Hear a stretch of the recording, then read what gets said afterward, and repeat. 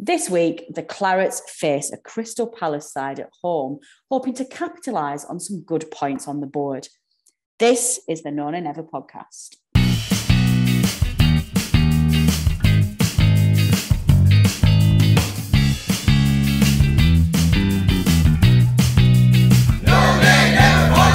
Hello and welcome to the No Nay Never podcast. I'm your host, Natalie Bromley, not Natalie Joining. I keep saying that into my introduction. Natalie Bromley, and joining me this week are my colleagues, as ever, Tom and Richard, where we are celebrating an absolute humdinger of a game at Turf Moor, a 3-3 draw at home to Crystal Palace, another point on the board, and a thoroughly entertaining game. Tom, let's start with you. What a bonkers game that was. Yeah, I think I've just after a few days of seeing Christian Benteke running clean through on goal every time I shut my eyes, I think I've just about recovered. Yeah, it was a crazy game, Rich. It was one of those where I think at no point there was probably about a period for about 20 minutes in the second half where we could all just hold our breath, like just start breathing again. Normally, it was edge of the seat stuff. Yeah, great game at the Turf. I thought it was a proper, end-to-end game. I thought both teams looked really threatening going forward, and I thought both teams looked really, really weak at the back. At the end of it, I know we're going to talk about it. With Vidra's miss, she was disappointed going off, but at the same time, it was easily one of those where we could have lost. So we do need to tighten up at the back. But yeah, it was a great entertainment for a Saturday afternoon anyway. Yeah, it definitely was. And obviously, Tom Rich has already picked out a couple of the key talking points from that game of the weekend. The first one being how, if we can, solve the problem with our defence, or actually what the hell is the problem with our defence, because it's quite difficult to put your finger on it. And secondly, how we tighten up generally to be able to get some points on the board to do enough to survive this season. Let's start with that defence then. You kind of expect if you're going to score 3 goals at home that you're going to win the game, but keep looking back at them, and I think all 3 of those goals that we conceded at the weekend were pretty disappointing from a defensive perspective. Yeah, I think you're right, and there's kind of different problems for each one as well, I'd say, which is a bit of a worry. So if we take them goal by goal, the first one, obviously, the header away is not great from Cornet. I'm loath to criticise him too much because it's not his game to be clearing balls out of our own penalty area, but it is a poor header. I think a problem that we've got this season that we've not had in the past. We've always been a team that defends very narrow and lets crosses come into the box, and I don't think we're dealing with them this year anywhere near as well as we have in past years. So you saw that with that, the header's only half cleared. The ball's back to Benteke, and something that frustrated me a lot in the first half was that in our third, our defensive third, we seem to allow every player to have 1 or 2 touches just to set himself on the ball and do what he wanted to do. The pressing wasn't good enough, I don't think. So Benteke has the touch, gets out of his feet, gets the shot away, which in my mind he shouldn't be allowed to do. Obviously, it gets the nick off Tarkowski and it goes in off the post. So you can say they had a bit of luck, but at the same time, it's not great defending for me. The second one, I think the major problem that we've got above all else, and we've spoken about it on here a few times this year, is the midfield. It's so easy to go from attack to defence for Palace to just bypass the midfield with that ball forward. Gallagher is a good player. I was impressed with him on Saturday, but he beats Taylor far too easily. Taylor just commits himself. I think we spoke about him making the odd error this season as well defensively, and that was on display again. It was too easy to get around him, and then because Taylor's come so far across and committed himself, there's a tap-in for Benteke on Taylor's side. And then the third one, I mean, just the horrendous defending. I mean, I don't even know where that's come from, but the ball comes in, the header's won. It's a good save from Pope, the first one, and you're thinking, we've got out of jail there a bit. And then there's 4 blokes on the line. Nobody thinks to come out and try and close the angle down, close the shot down. It's what they are thinking. I don't know why none of them think to go out and try and close that down. He's got all the time in the world to pick his spot. Slams it off Ben Mee's arm, so it's probably a good job it went in, because if it hadn't, it would have been a red card and a penalty, I think. But yeah, horrendous defending for all 3 of those goals. And that first half, honestly, I mean, I was in a bit of a panicked mood when I got to the ground because I got held up in traffic. I was only there about a minute before kick-off, but it didn't calm my nerves only that first half. We were all over the place. Palace looked like they were going to score every time they came forward for me. And I think if we'd have gone in at half-time level, it would have massively flattered us. So yeah, a really poor defensive performance that first half. And I think a lot of the individual problems and a lot of the elements of issues that we've had this season encapsulated in each goal. Yeah, that's a really good point, actually. I think the third one for me specifically, we had 5 of our players pretty much on the line for that goal, and nobody managed to stop it, and nobody managed to just close down that attack. And it was just very, very, very disappointing. Rich, we're talking a lot about individual errors, and I think we can talk about Pope not quite being at his best this season, possibly down to that knee injury, and a few individual errors. A lot of people are sort of suggesting that Tarky's maybe got one eye out of the door, which I think is pretty unfair, to be honest, but there's all sorts of question marks. But then actually, when you break it down and you think, well, okay, what do we replace in defence and who do we drop? It's kind of hard to single out one individual. That comment about Tarky not trying is really annoying me. I know you don't think that, but you're saying it's just absolute complete nonsense. If someone said that to me in the pub on Saturday, and I just walked away from them because it's an absolute nonsense. It's just an easy comment. But the second goal was the worst than the corner for me. The corner's just one of them with scrambling. I think Benteke is fantastic in the air. We've lost it at the back post. And then from there, we're scrambling. That second goal, the ball's gone out wide from the goalkeeper. We struggled with that all game with the way they played. I thought it was really interesting how Anderson passed it to Guaita first. And to me, with pressing, I've mentioned it before, we seem to be like, we don't know to fully commit or to fully stay back at times. And we get caught in no man's land. And, and I've said this before. So it was literally a ball over the top, bad defending from Taylor. He dove in and he's just slotted it in. And you're like, we've got back in the game to be winning 2-1. Why are we so open? I personally think the main issue is that we're just weak in midfield. I think I love Westwood. You can't knock these lads and Brownhill. They give 100%, but they're just lacking quality now, and it's very difficult when you're playing in a 2 versus a 3. And I think more and more teams now are just becoming so much better at passing out from the back.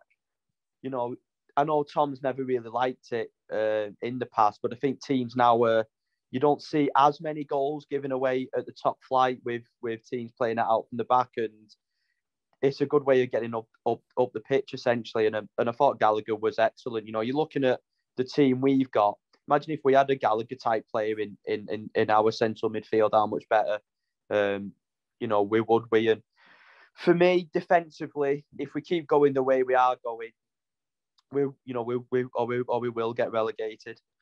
We can't keep conceding the goals that we are doing. We've only kept 1 clean sheet in about 16, 17 Premier League games, and that was against a very, very average Norwich side. And we're scoring more goals, and we've got Corney in the team now who can score. It's a difficult one to know what the answer is. I think we're still pressing a little bit too high. I would like, because when we are in our shape, we do look pretty good still defensively, and second half we looked a lot better. It's that old adage, doesn't it? I think you have more protection when you go 4-5-1, but we lose a lot of our attacking threat when we go that way, and because we've not got that ball playing midfielder, it doesn't suit us. Yeah, that's the problem, isn't it? We don't necessarily have them. Well, I say that we've scored quite a lot of goals recently. So actually, we are starting to score goals, and I think one of the things that Jamie Smith and his team said on the newsletter this week was that it does feel a little bit easier in terms of relegation fears, because the teams that tend to struggle at the bottom are the ones that don't score goals. We are scoring goals at least, so that does take away some of the pressure from a survival perspective. I think, Tom, Rich has very much hit the nail on the head there when he talks about our problems in midfield. I love Westwood and I love Brownhill, but Brownhill to me is a massive weak link at the moment. He's just not strong enough in that midfield. He doesn't pass effectively enough. He loses the ball. He's muscled off the ball quite a lot. And a lot of the time he's facing midfielders that are just quicker and stronger than he is. He's not a strong physical player. There's nothing he can do about that. But he's being asked to play in a role that requires that kind of athleticism and strength, and he doesn't have that in his armoury. But then looking around the club, bringing Jack Cork in doesn't necessarily solve that problem either, does it? We are starting, I think, to face the realities of an underfunding and an underinvestment in that central midfield for how many years? Yeah, absolutely. And Brownhill's been the only sort of midfield purchase, I think, in the last few years. Cork, I think you've seen in the appearances we've had from him this season. I mean, you could argue maybe he's not had a run of games to get up to speed, but it looks to me like his legs have gone. Remember in that Spears League Cup game, there was a ball where he pushed it 2 yards and he still got beaten to it. Brownhill, for me, I think he works really hard. He puts himself about. He's always top of the interception statistics for whatever that's worth. But on the ball, he doesn't really give us anything for me. He doesn't score, he doesn't assist. And then you see from, like you said, the game on Saturday, he wasn't even winning the midfield battle. So I'm with you. I don't think he's quite up to the Premier League level. I don't think bringing Cork in is the answer because it looks to me like his legs have gone. So do you play those three together? Not when we've done it. I think the only answer really is to try and muddle on until January and make that an absolute priority position for the transfer window. And if we have to spend a little bit over the odds to get someone in who's going to improve us, then that's what we need to do. For me, Westwood is okay. I think you can see what we get from Westwood assists. We get a few goals off them balls that he puts into the box, not just from the set pieces, but from open play as well. That ball he put in for Rodriguez against Chelsea.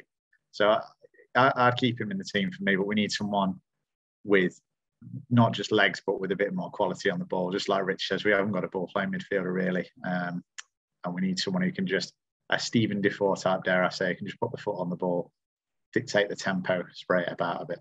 So, yeah, for me, the only way we're going to answer that is by spending the money in January. And as you say, we've not spent that money for the last few years. Mm. What do you think about Richard's suggestion? Sorry to stick with you, Tom. What do you think about Richard's suggestion that there's maybe a formation change that needs to be done here? Do we look at... Oh, no, sorry, Richard's... Did you not say that? Did I make that up? Sorry, Rich, go on. I don't want us to change formation because we've not got the personnel for us. I don't want you to be saying that. I'm just saying is that... What? It is, in Brownhill and Westwood's defence, it's very different. They're playing against Gallagher, Kuwati and Milivojevic. It's very difficult when you're playing against the three. What my point is, I would like us to play. I think the way modern day football is, I think now you have got to play 4-5-1. I'm not saying you have to, but I think it's or a variation of 4-5-1, 4-3-3, 4-2-3. Whatever you might want to call it. I just don't think we've got the personnel to do it.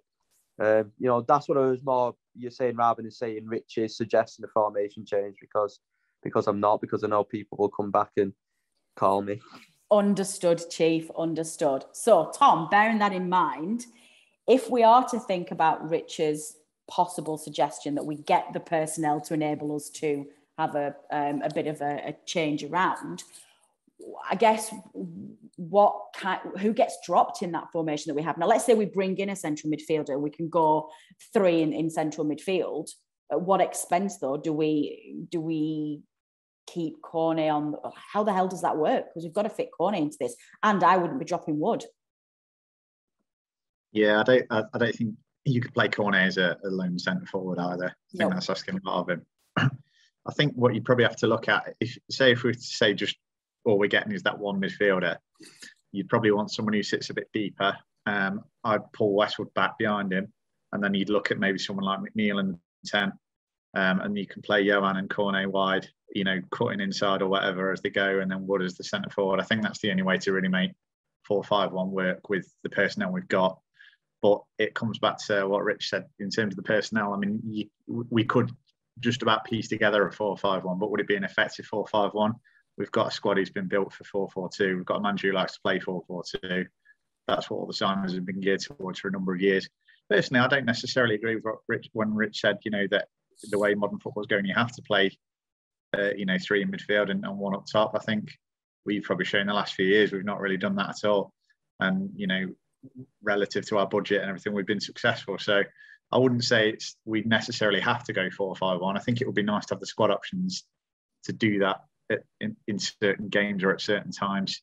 And like I say, maybe you could just about see a formation where we played two deeper midfielders, and then the three behind would be Cornet, Goodmanson, and McNeil in whatever combination. But I think that's the only way we could make that work for me. And we'd have to look at, if we're serious about doing that, we'd have to probably have a bit more investment in the midfield, probably 2 or 3 new midfielders to do that, in my opinion. Yeah, it's a really difficult one. And it does feel that over all of this and, all of these tactic suggestions and all of these solutions that we've got, you've also got to rely on a manager who's very particular in his approach to games and likes a certain way of playing, to move away from that and try something different. So you've also got to question whether he has that in his armoury to be able to effectively coach those players to do it. I have no idea. We've never had to question that, because he's found a way to keep us in the Premier League as long as he has, and that is the way that he's playing. So we actually have no idea how effective he would be with coaching a different formula. So it's a very... Well, the season we come 7th, Natalie, we were 4th in December by playing 5 in midfield. True, that is true, actually. But that all depending on what Tom was saying. You have got when you're a top class midfielder, you can do that. Someone who can link between defence and attack. I know what Tom said there, he doesn't agree with me, but fair enough. So obviously we have done 4-4-2, but is that a reason why we've been in the relegation battle? I've been 17th and 18th for pretty much 18 months now, because football is evolving and we're still playing an off. I'm not saying that we should do it every game. It like Tom was saying, it would just be nice to have the personnel where we can, maybe go away from home, or depending on who we're playing against, change it up a little bit. I think an effective formation for us could be the 5-3-2, because you can still get your 2 strikers, and you can still get, and you might have a little bit more solidity, but I really don't see Dyche going to that. No, we have the ability to do that. Collins looks like a fantastic player, and actually that brings us on to that, Rich. We are, because of Tarkowski's ridiculous yellow card on Saturday, which I still can't believe that he got that, which was ridiculous. We are going to miss him for the Spurs game, so Collins is going to come back in there. Now, he's really impressed since he came in, and if he has a really solid game alongside Ben Mee, does that give Dyche a confidence to maybe try bolstering that defence and going 5 at the back? Or if not, does he there maybe have an opportunity to drop one of Mee or Tarkowski and try something different? How do you feel about that? Collins is a very good player, and he's done well when he's come. And this is what I mean. It's kind of like game by game. Why would you drop Tarkowski? Is bar 1 goal this season? He's been outstanding. That's just my opinion. We made a mistake at Southampton. It was only the previous game where we defended outstandingly against Chelsea. Yeah. And me and Tarky were brilliant. Football, I think and this is where I think why Dyche, and I'm as bad as anyone for doing this and being emotional. And this is why Dyche is so good at his job, because he doesn't just look at it on a game by game basis. No, I wouldn't go 5-3-2, not in that particular. I think there's certain games. I think away at Chelsea is an option where we could do it. But I think, going into, this is the issue, we're going into crunch games, and, you stick to what we know. I think it's just kind of just suggestions on how we do with that, maybe long term rather than in the short term. I'm not that worried about. I'm not saying I'm not worried, because I'd rather have Tarky playing, but I feel more comfortable in Collins coming into the team than Cork coming in for Westwood. Westwood frustrates me a lot of the time, but he's still our best central midfielder. And like Tom said, he's the one person who can get an assist. He has got a goal in him. So I do worry about us with Cork and Brownhill in midfield against Tottenham under Conte, who teams will play. Will play at a high intensity.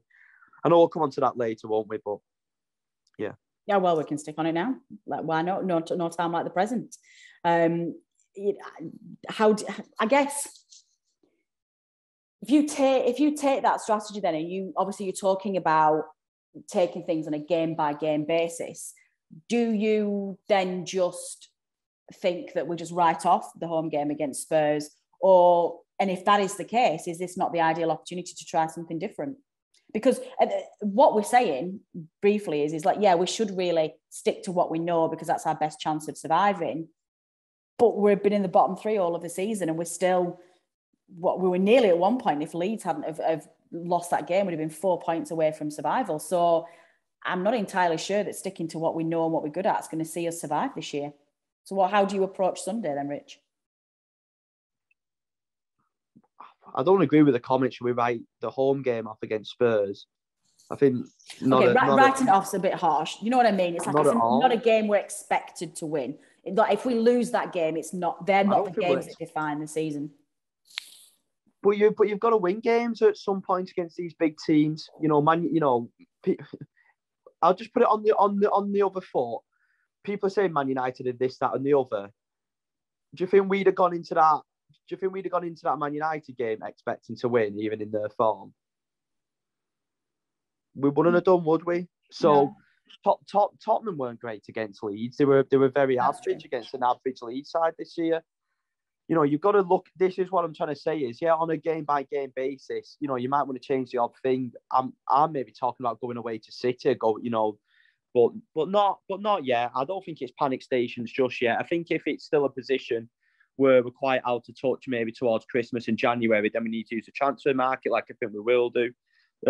No, I wouldn't change anything different for the Tottenham game. I think I know what Dyche will do anyway. He'll just bring Cork in for Westwood and Tarky will come in for Collins. I know we're Collins Collins will come in for Tarky, yeah. So I just think I'm talking about more long term. I think we can as if we do stay in the Premier League, and I think with Alan Peace's reign, I think we'll get a bigger and better players in the squad where we can have a little bit more leeway to change. But I think doing it at this point, where ultimately, we're still not out of the relegation zone and we're still not maybe turning them draws into wins.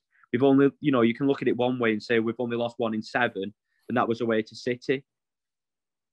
So we're not a million miles off, and we've got some decent games coming up in December. So I feel a lot more positive than I do than when I come on this analysis show against Southampton, where I thought we were quite poor actually against not a team who was near us. And going back to the Palace game, I think Palace will be top 10 this year.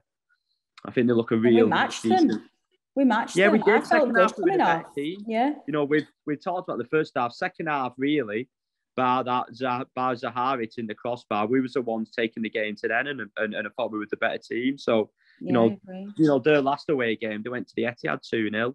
This is what Tom said though, and it did make me laugh. So like I said, it's a decent draw, that because they're a decent side. And Tom replied back to my comment saying, well, they're all decent sides in the Premier League.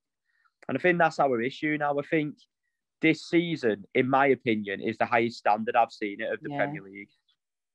Yeah, and that's a worry. It does feel like naturally we are one of the third top, the worst 3 teams in the division. And that's not necessarily because we've gone really, really awful. It's just like you say, the standards got ridiculous. Rich, I'm loving it, by the way, but this is a wonderful, the voice and calm and reason on the podcast. I'm absolutely loving it.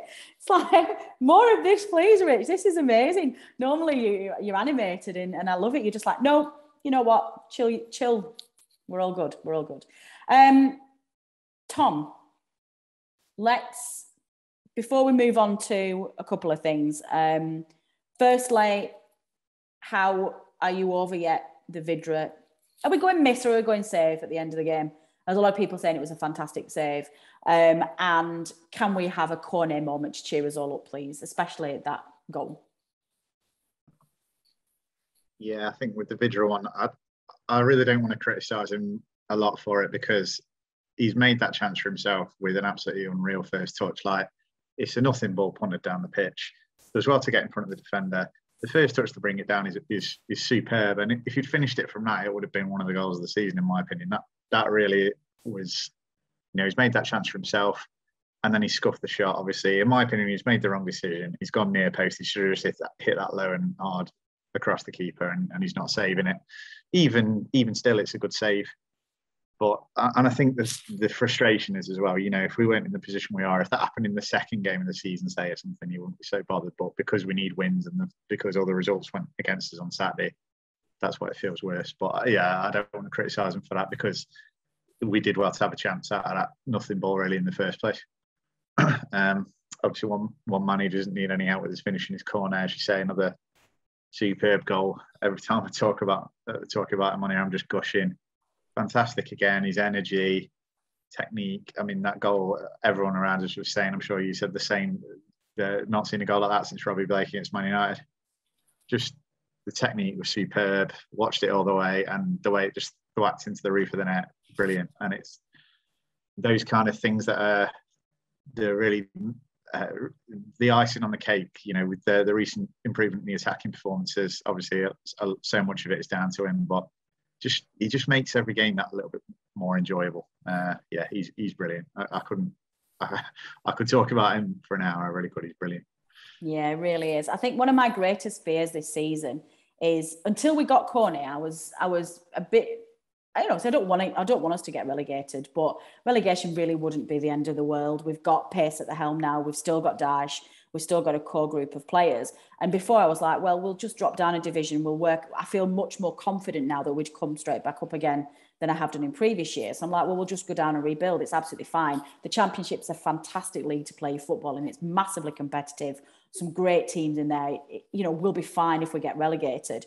Until Cornet come along, because one of my greatest fears is that we do get relegated this year and we only get 1 year of him and he goes in the summer somewhere else, and I'd be gutted. But like, no, we've kind of got to survive now just so we can keep hold of him and keep watching him. That's my greatest fear. Sticking with you then, Tom, just give Rich a bit of a break.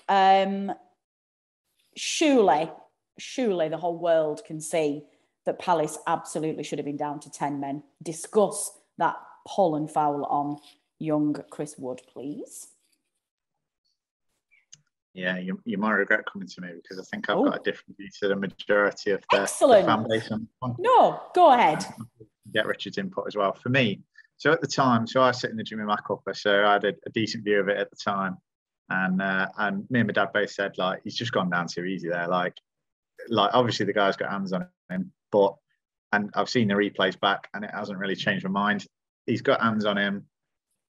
The guy's lucky, no doubt, because Wood gets in front of him, and you know, like I say, he did put hands on him. But does he pull him? Does he drag him?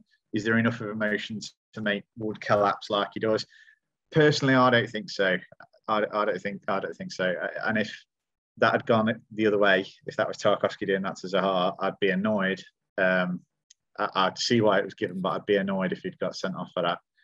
So for me, the reason that it's not been overturned by the VAR, obviously the ref. I mean, why they employ referees, by the way? I mean, John Moss is still getting a gig. That ref on Saturday. Oh my God! You know, sure they have to have a fitness test, don't they, referees? How he passes it, I don't know, but you know, the linesman's in play, keeping in line with play. Obviously, the linesman never have the courage to make decisions like that. The referee's just guessing. He doesn't have a clue because he's so far off the pace. I know it's a long ball forward and you do well to catch you up, but I mean, come on. And then I think the reason the VAR has not overturned it is because there isn't a pull or anything like that. It's hands on him. He goes down. You know, the majority of people that I've seen can't understand why it wasn't overturned on the VAR. But for me personally, I think you can see enough of a grey area there to say it's not a clear and obvious error. And I think if Wood had maybe just tried that little bit harder to stay on his feet, he might have got brought down anyway, or it would have been clean through on goal. And I think he took the easy option for me. I was a bit disappointed, to be honest. But like I say, I'm very much in the minority with that view. You are, but I like this. I like to have opposition views on the podcast. It brings balance. I like it. I haven't verified this and I haven't fact checked it, but all of the signs were telling me at the weekend, apparently this was confirmed by Sky, that VAR didn't actually look at it. So it wasn't overturned. The Sky studio apparently was saying that they didn't even look at it. So if somebody who's listening can verify that or tell me that's rubbish, then please send me a tweet and let me know. But everything that I've seen is suggested they didn't look at it at all. Rich, do you share that view? Tom, did he have Specsavers in Derby? Over to you, Rich. It was just a penalty all day long. I could listen because I like Tom. So I'm not going to ridicule his opinion too much, but I think it's a bad one. I love it. Tom, you can have. I'll let you listen to me. don't put your hand up now. Let me talk. Go on. If you're gonna make a joke. All I wanted to say, Rich, was if you thought it was a penalty, I'm pretty sure we might have a different view on the incident, but I'm pretty sure he was about 10 yards outside of the penalty area. So hopefully Specsavers are opening up in Wigan soon as well.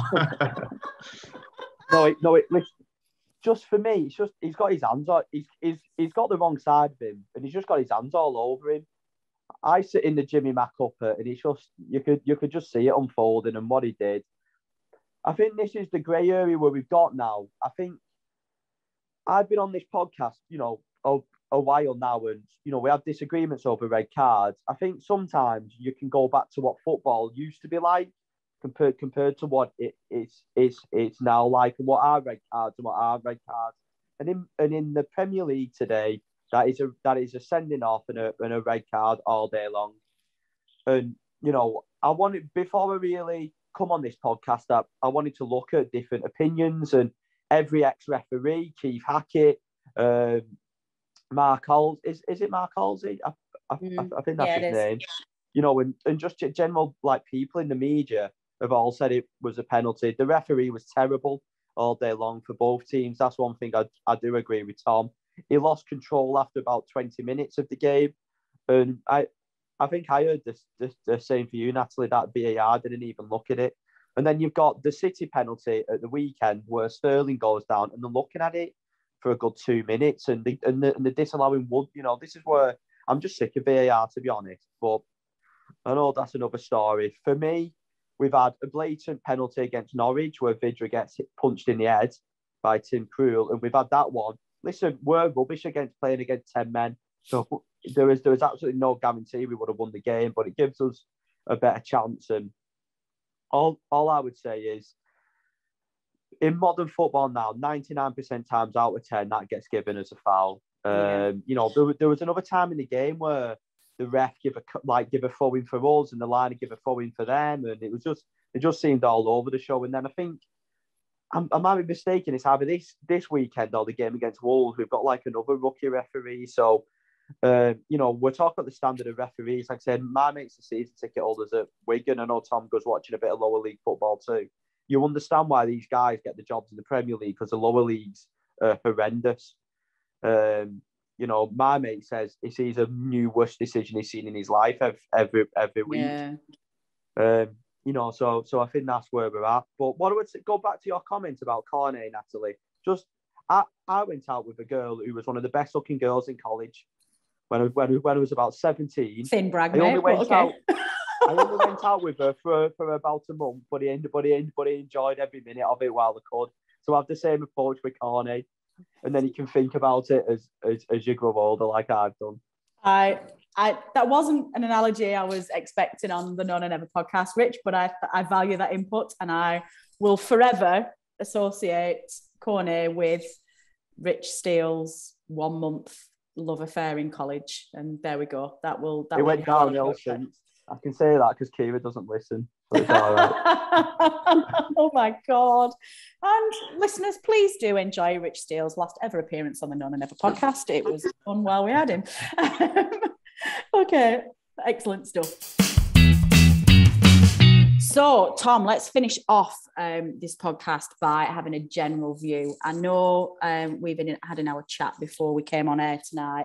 It's felt like it's been a little bit serious tonight. I think we're all feeling a little bit down, not down in the dumps, but a little bit about the season. You are usually our Mr. Positivity and our Mr. Glass Half Full, but you're feeling a little bit concerned about relegation, Tom. Would you like to share with the group, please? How are you feeling? Let's work through it. Yeah, it's a funny one because I think this time last season we're probably in worse shape, and yet weirdly I was more confident last season about us staying up. A few factors in that. We spoke already about the fact the league's a bit stronger this year. There isn't any obvious dross like there was last year. Sheffield United, West Brom and Fulham, you had to really go from to finish below any of them. Whereas this year, we had Norwich and Newcastle that were looking to stand out relegation candidates. Now Norwich have won 2 on the spin. They've won more games than we have this season. And obviously Newcastle, it all depends where they are when we get to January, because if they're not adrift, they're going to spend some serious money on that squad. You look at other teams like Watford, they just battered Man United, they battered Everton a few weeks ago. I think they've won 4 times as many games as we have this season, even though they don't look very good. So I think this is where my concern comes in. I hear all the time we're playing well, we're going in the right direction, and we are. We're hard to beat. We've not been, even when we've played like Liverpool, Man City away and we've lost, we've not been battered by anybody. But by the same token, we're not battering anybody. We're not grinding out the wins. We've got 1 win all season, and it does concern me. I spoke a lot on this podcast last season about Fulham. Rich was telling me all the time about what a great team they were, how well they were playing. And what I used to say back to him, but they don't win any games. Do you know what I mean? And that was right in the end, I think. And towards the end of the season, they stopped playing well and they still weren't winning games then. I think probably you've made a good point earlier in the podcast that has cheered me up a bit, which is that we are scoring goals, and that was the other criticism I levelled at Fulham last season. They never scored any goals. But what does worry me is what happens if the goals dry up. I think at the minute our season could go one of 2 ways. We might improve the defence and then we start winning games. But equally, the goals might start drying up. If we get an injury to Cornet or something like that, or when he goes to the AFCON in January, then where do the goals come from? And the defence isn't looking good. So for me, I think we need to be in a strong position when we get to January. I think with this run of games coming up, as Rich mentioned earlier, it's a kind of run. We haven't got many of the really big hitters. So I think we need to be looking to have at least 3 more wins on the board by Christmas for me. I think Watford at home, that is an absolute must win. I think we really, really could do with getting 3 points at Newcastle in a couple of weeks' time, because, like I say, if there's not a big gap between us and Newcastle come January, then you'd have to fancy them to overhaul it, even though they've appointed Eddie Howe, which I don't think is perhaps the best option for a relegation battle. So if you say Watford, Newcastle, the other games that we've got in there, Spurs at home, Villa and Wolves away, that Wolves are going really, really well. Spurs, obviously, the new manager, and Villa with the new manager as well. They got a win on Saturday. So none of them look like gimmies. But for me, going back to the point Rich made earlier, he said Palace are a decent side, and I said, yeah, but they're all decent sides. The thing is, the position that we find ourselves in now, we've played 13 games, won one of them. We're going to need to beat some decent sides if we want to stay up. It's no good going, we got a point off these, but they're a decent side. Yeah, we've got a point at home to Palace, they're a decent side. Yeah, they are a decent side, and they've only lost 2 this season, which proves the point. But at the same time, we've dropped points at home to Norwich, who aren't a decent side. We've dropped points at home to Leeds, they're not a particularly good side this season. Yeah. So if you drop in those points in those games, you've got to make them up somewhere else. And who are we doing that against? Do you know what I mean? It's at the minute, even though we are playing well, there's not that many games where you're actually thinking, we would have, breezed over the line there. That Palace one, we could have won it, but by the same token, we could have lost it. So to me, it's a crucial period now coming up between now and Christmas. We really need, in my opinion, to have 3 wins at least on the board. We can't afford to be cut adrift in January when Cornet goes and when Newcastle starts spending, because I think if we are still in the relegation zone, or even only a little bit above it at that point, we are really going to struggle to find 3 worse teams than us in the second half of the season, I think.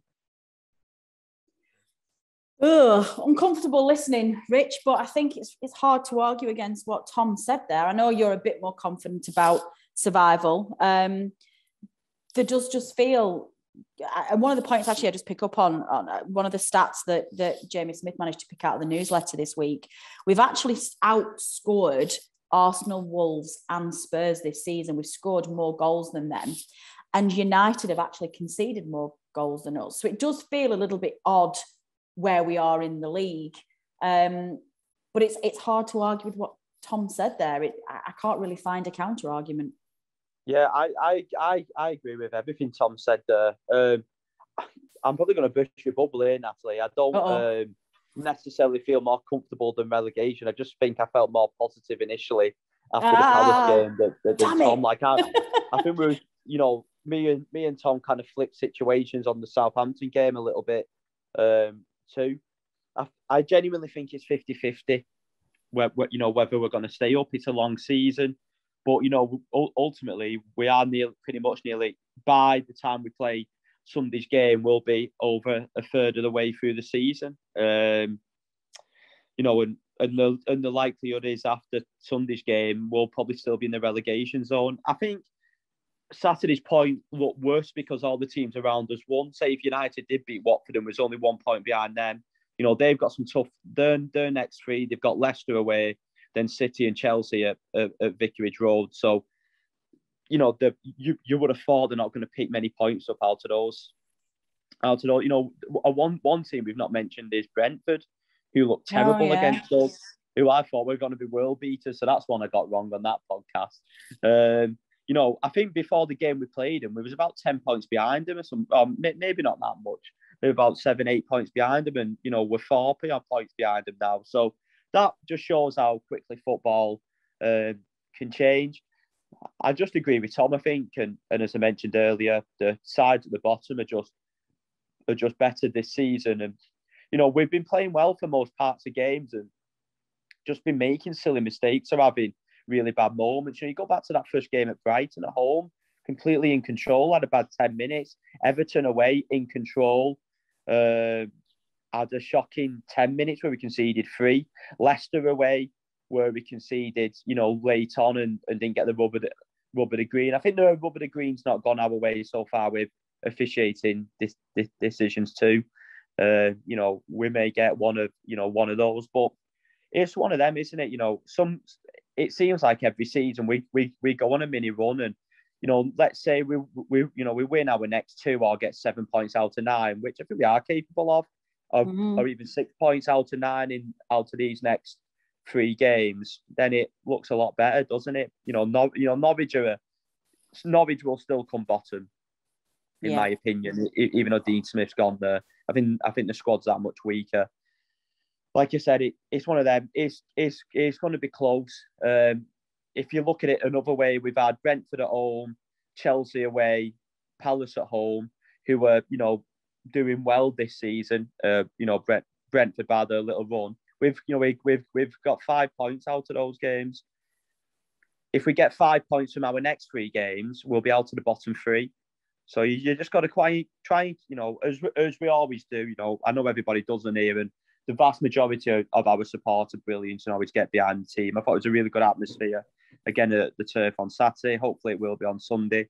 So you just got to keep the faith. At the end of the day, this is what it's like being a Burnley fan, innit? It's tough at times. It's difficult. I get frustrated at times when we don't play maybe as attractive football and we give the ball away, etc., etc. But we are fighting, and hopefully, like we did against the Brentford game, we'll find it where it clicks more often than not, and more consistently. Well, what a good place to end the podcast on. That is a good summary. Listeners, get in touch. Let us know how you're feeling about survival instincts for the rest of this season. Do you feel confident that we just do what we've always done and we survive? Do you think we need to tinker with a few things to get us the points that we need? What do you think the future looks like for Burnley? You can tweet us at NoNayNever. You can leave a comment on our Facebook page, or you can email us at podcast@nonaynever.net. My thanks as ever go to everybody who has contributed to making this podcast, to my colleagues Rich and Tom for sharing their views in our lovely little therapy session this evening and letting us know what their thoughts are, to producer Matt for knitting all of this together and getting it out there. And finally, to you, the listeners, for downloading and listening to this podcast. Your support is very much appreciated, and we would not be here without you. Dave and I will be back for the previous show on Friday. We'll be looking ahead to Sunday's home tie against Spurs. And the rest of the team will be back next Tuesday for the analysis show, where we are hopefully looking at a fantastic home win against dirty Spurs. Join us then and take care in the meantime. I've been Natalie Bromley. This has been the No Nay Never podcast. Until next time.